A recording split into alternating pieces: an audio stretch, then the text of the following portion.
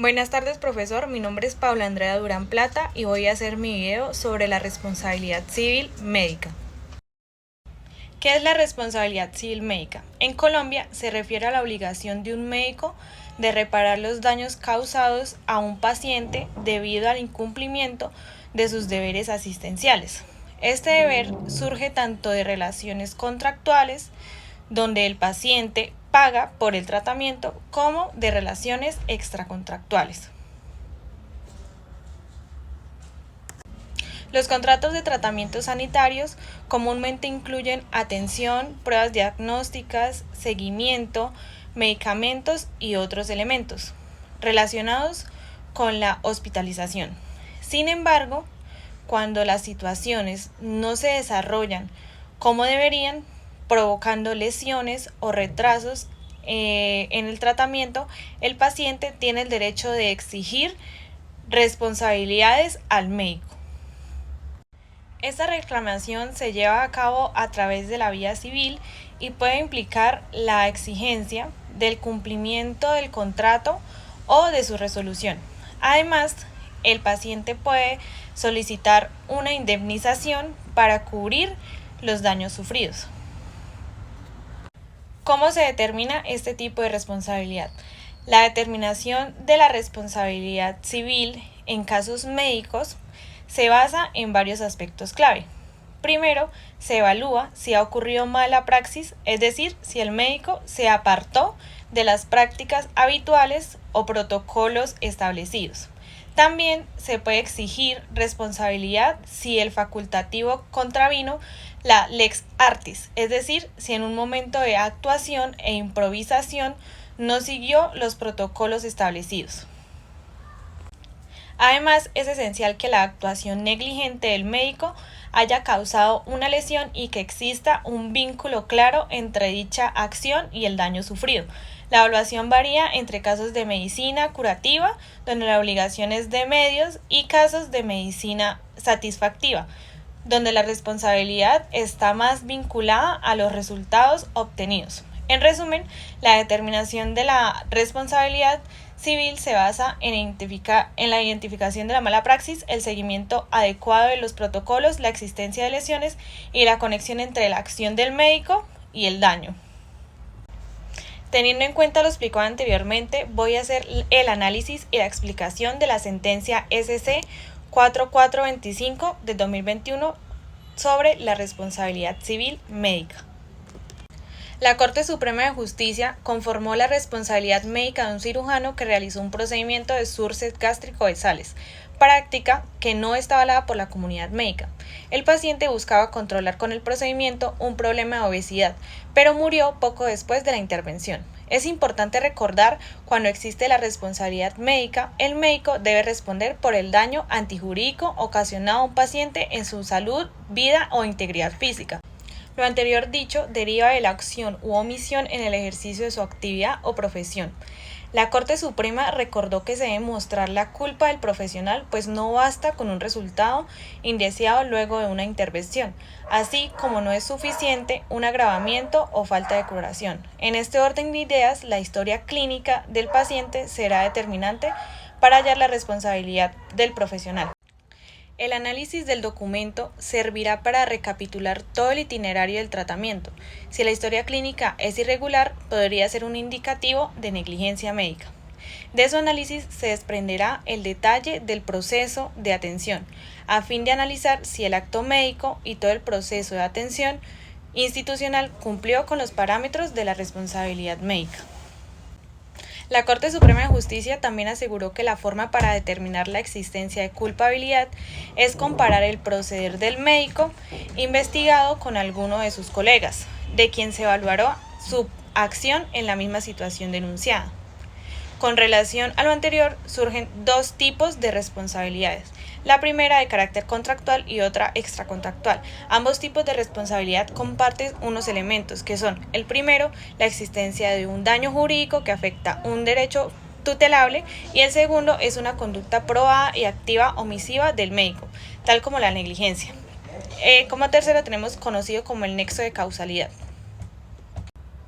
Teniendo el concepto y el contexto dado anteriormente sobre la sentencia que voy a explicar y analizar, ahora hablaremos de sus antecedentes.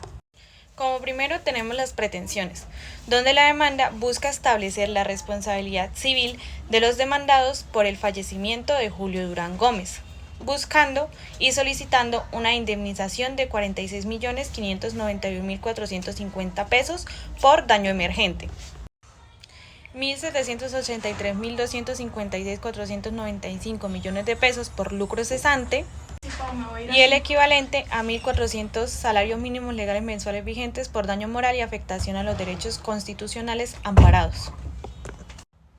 Ahora bien, hablaremos de los hechos de esta sentencia.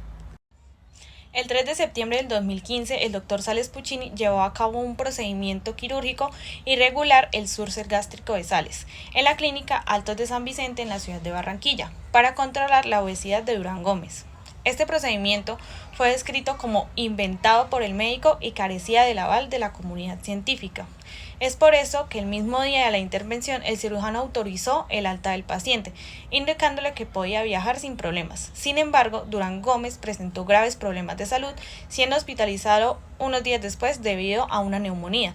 A pesar de ser dado de alta, tuvo que regresar a la unidad de cuidados intensivos debido a las complicaciones, incluyendo un derrame pleural.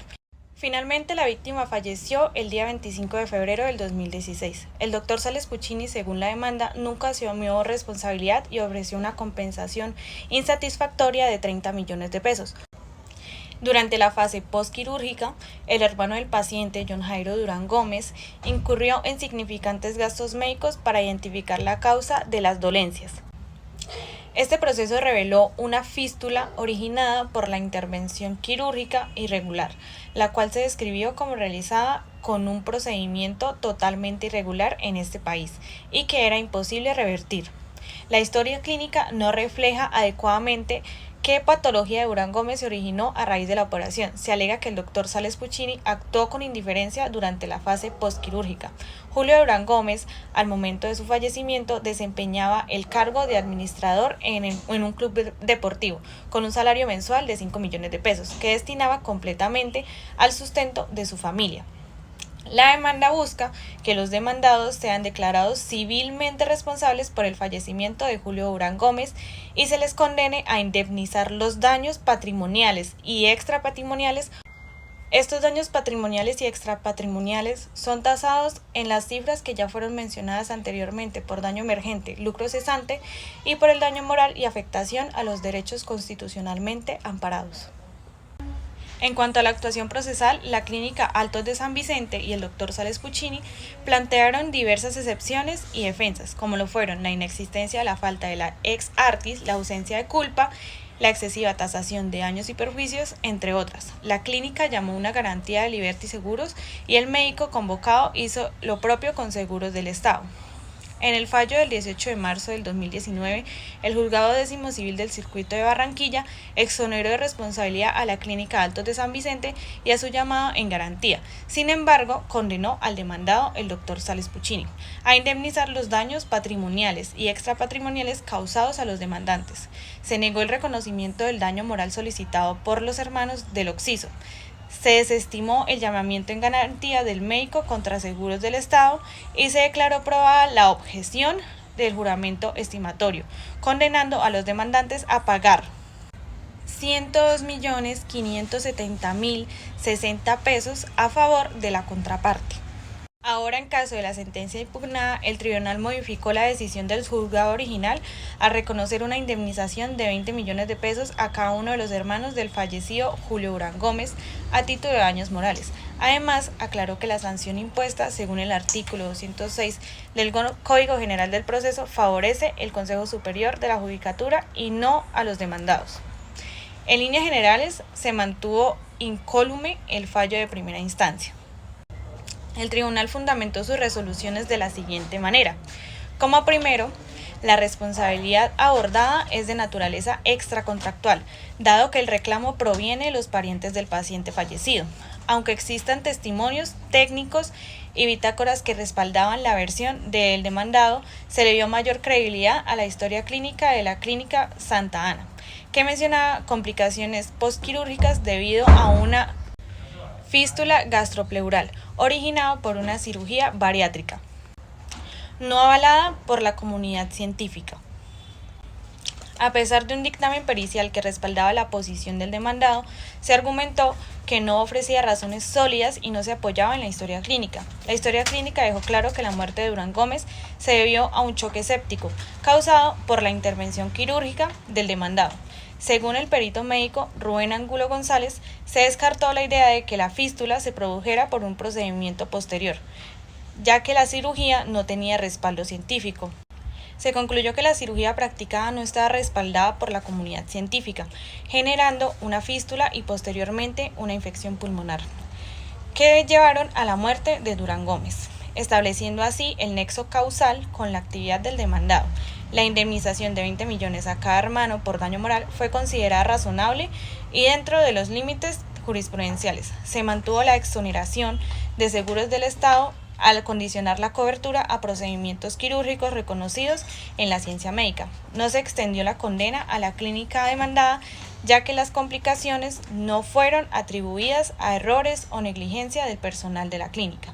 Además, se ratificó que la sanción pecuniaria derivada del exceso en la estimación de perjuicios patrimoniales debe beneficiar el Consejo Superior de la Judicatura, según el artículo 206 del Código General del Proceso.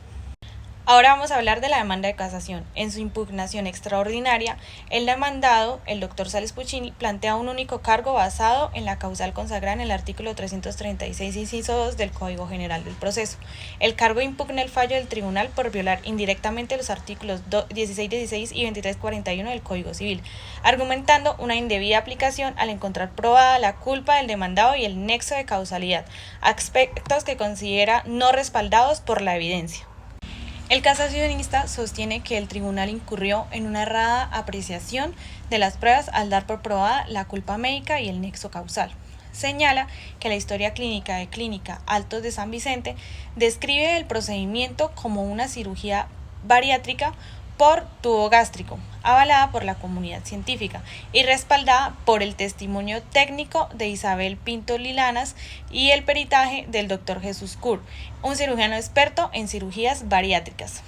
El demandado argumenta que el tribunal supuso la prueba que la culpa médica basándose en el tipo de cirugía sin considerar adecuadamente la evidencia de la historia clínica y los testimonios especializados.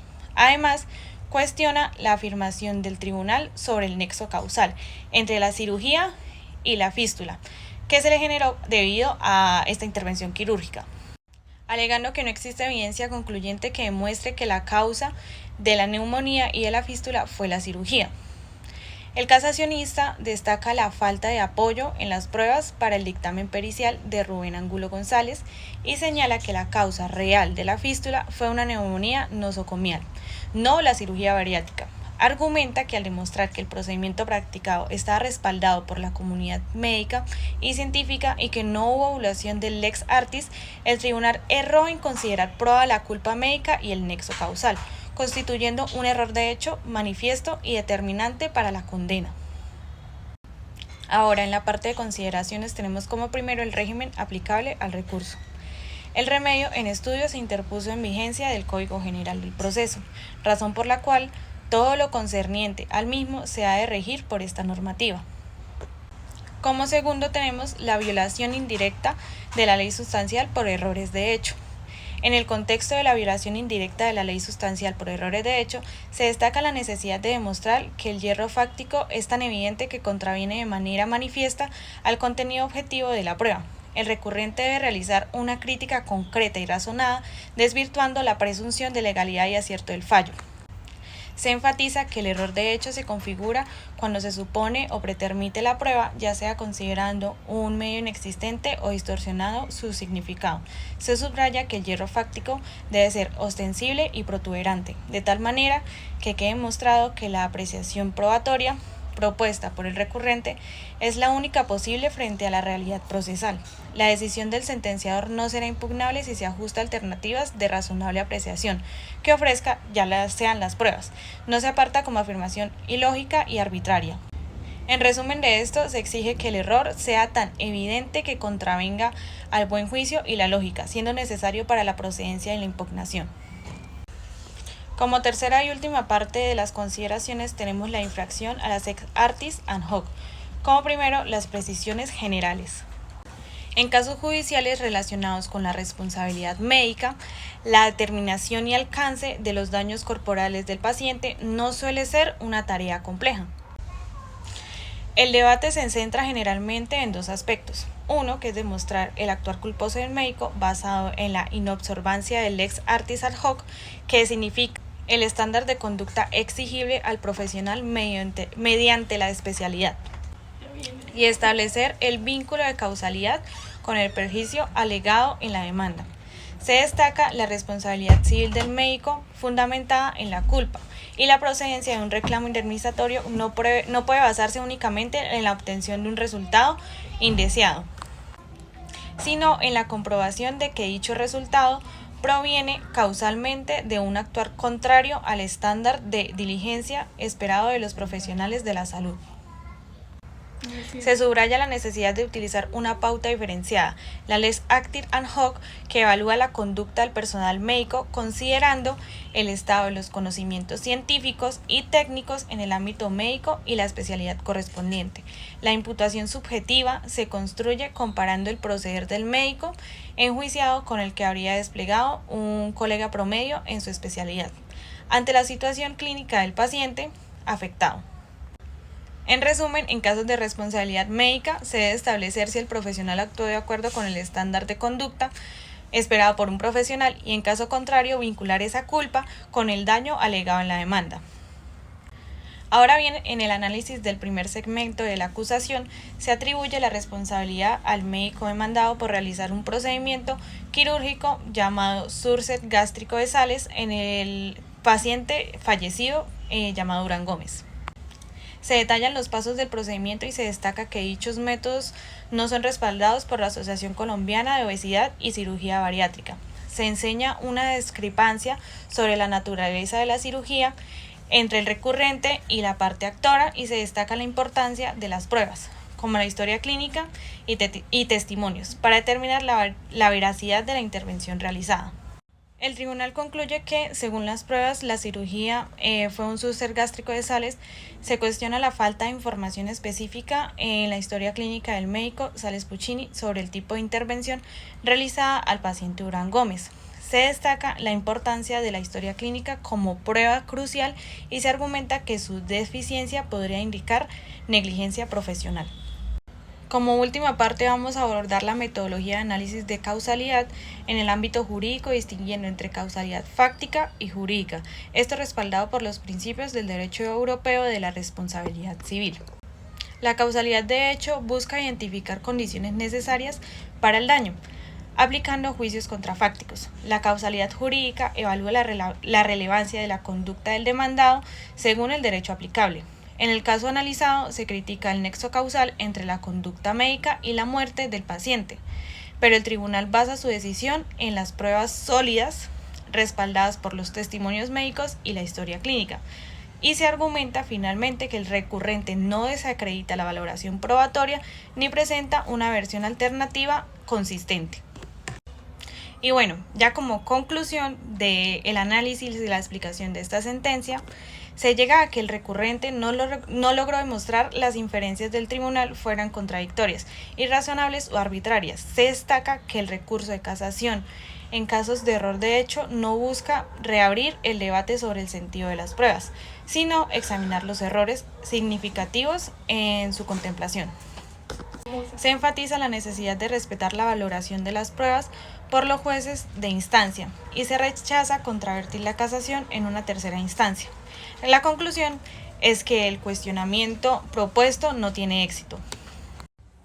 Y en mérito de lo anteriormente expuesto, la Sala de Casación Civil de la Corte Suprema de Justicia resuelve como primero no casar la sentencia del 19 de noviembre del 2019 y segundo condenar al recurrente al pago de las costas procesales de esta actuación en la liquidación respectiva. Inclúyase por concepto de agencias en derecho a la suma de 6 millones de pesos. Gracias.